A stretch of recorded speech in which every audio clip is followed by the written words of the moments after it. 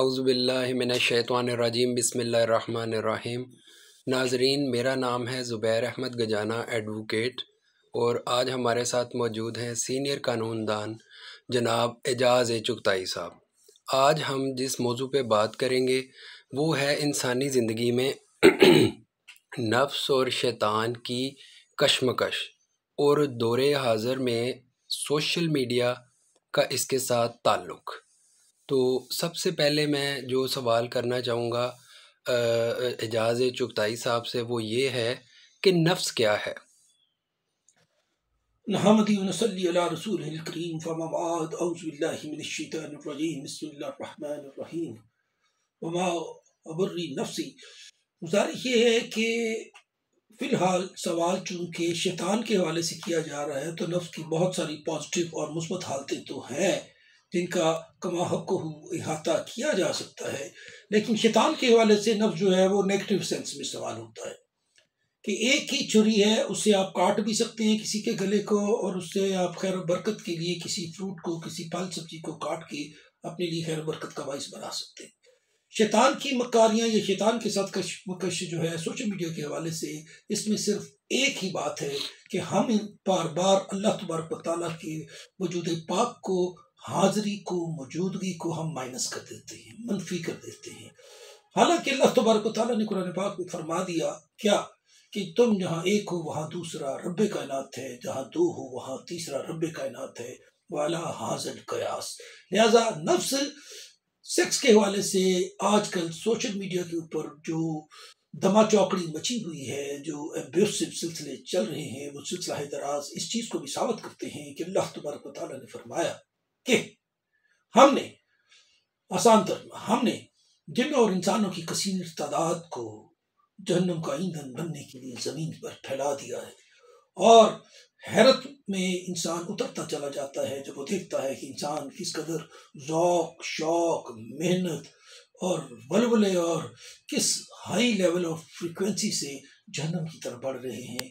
और ये बिल्कुल ऐसा ही है कि जैसे इंसान अपने लिए बहुत सारी खैर की बातें जो है वो समझ करके बुराइयों को खरीद रहा है, बुराई को बेच रहा है।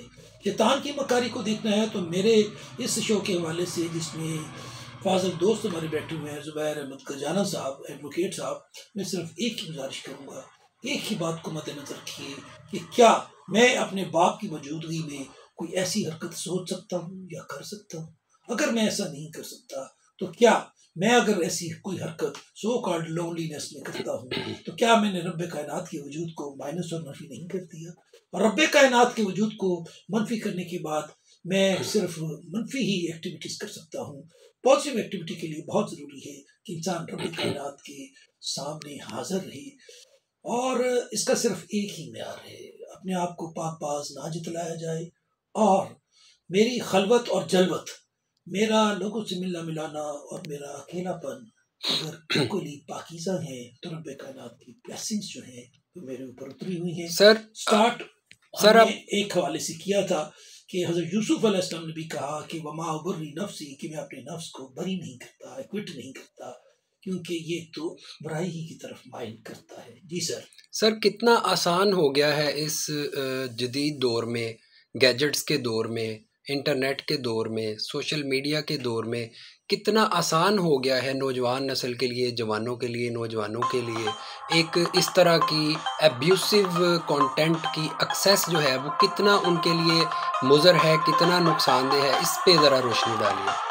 जी, मैं यही गुजारिश कर रहा था कि इस चीज़ को अब बाकायदा ब्लेसिंग समझा जाए कि अल्लाह तबारक व तआला ने हमको जितने ये मौके दिए हैं, अल्लाह तबारक व तआला ने हमें जितनी एक्सेस दे दी है और इस एक्सेस में, इस आमादगी में हमें ये भी मौका मिल गया है कि जितने करोड़ दफ़ा हमें मौका मिलता है शैतान का एजेंट बनने का, शैतान का साथी बनने का, हम उतनी ही दफ़ा अपने आप को रिस्ट्रेन भी कर सकते हैं कि हम वो ना बन पाएँ।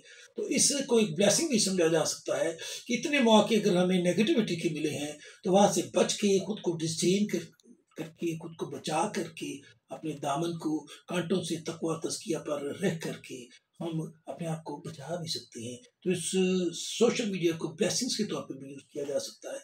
इससे जो चीज़ हासिल करना चाहें आप वो। लेकिन सर क्या आप ये नहीं समझते कि इससे जो एब्सटेन करना है, ये नेगेटिविटी जितनी है जिस हवाले से हम बात कर रहे हैं, इससे एब्सटेन करने का ताल्लुक डायरेक्टली आपकी ईमानी कैफियत के साथ है। तो किस तरह से लोग जो है अपनी ईमानी कैफियत, क्योंकि मैं ये समझता हूँ कि अगर ईमानी कैफियत अच्छी होगी, मजबूत होगी, तो ही इंसान इस तरह की बुराई की जो अट्रैक्शन है उससे अपने आप को बचा सकेगा। तो इसके बारे में आप क्या कहते हैं? जनाब ने बिल्कुल दुरुस्त फरमाया। इसीलिए ये नहीं कहा गया कि तुम ऐसी कोई नेगेटिव एक्टिविटी ना करो, बल्कि ये फरमा दिया गया वला ताक़रबू बिज़्ज़ना, कि तुम ऐसी कोई हरकत, ऐसा कोई माहौल, ऐसी कोई गुफ्तगू, ऐसी कोई बात, ऐसी कोई मूवी, ऐसा कोई क्लिप, कोई ऐसी चीज़ की तरफ बढ़ो ही ना जो तुम्हें अल्टीमेटली जो है वो नेगेटिविटी, फाइनल नेगेटिविटी की तरफ लेकर के जाए।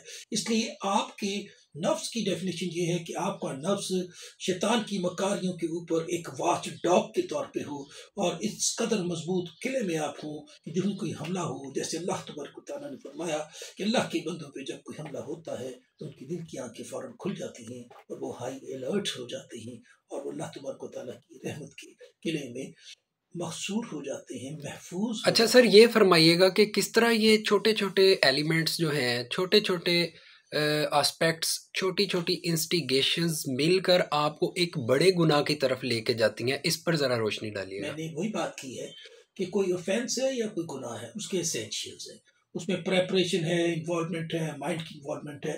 किसी एक आंसर को बाद में जाकर के माइनस करने की बजाय ज़रूरी है कि उसको स्टार्टिंग जो उसके एसेंशियल्स और इंग्रेडिएंट्स हैं उन्हीं पर काबू और कंट्रोल रखा जाए, और अल्लाह तबारक व तआला के आगे सर झुका के अपने आप को बतौर गुनाहगार पेश किए रहे इंसान। ये वाहद हालत है जिसमें अल्लाह तबारक व तआला उसके हाथों को थाम लेते हैं और उसको पाकीज़गी की तरफ लेकर के जाते हैं, और ये अल्लाह तबारक व तआला का वादा है कि वो अपने बंदों को पाकीज़ा ज़िंदगी लीड करवाएंगे। ये अल्लाह तबारक व तआला का वादा है। इसके साथ ही मैं अपने फाज़िल दोस्त ज़ुबैर अहमद गजाना एडवोकेट साहब का बहुत शुक्रिया अदा करता हूँ, सर जिन्होंने आपका ये शुक्रिया। सवालात किए हैं मेरे साथ। अल्लाह तबारक व तआला हमारे दिल को, नीयत को, हमारे नफ्स को हर लिहाज से पाकीज़गी अता फरमाए। आमीन। देखने वालों, सुनने वालों के लिए, सबके लिए हम दुआ गो हैं कि अपना ख्याल रखिए और इस नीयत से मिले कि अल्लाह तबारक व तआला हमारी इस मुलाकात को खैर वाला रखे, और ये मुलाकात हमारी जन्नत में भी इसी तरह से हो। आमीन। सर आपके कीमती वक्त का बहुत शुक्रिया, और उम्मीद है कि ये आपकी जो रहनुमाई है, आपने बड़ी अच्छी बातें की, इससे मेरी ज़ात को और देखने सुनने वालों को इससे डेफिनेटली बहुत फ़ायदा होगा। आमीन। जज़ाकल्लाह खैर। जज़ाकमुल्लाह खैर। जज़ाकमुल्लाह खैर।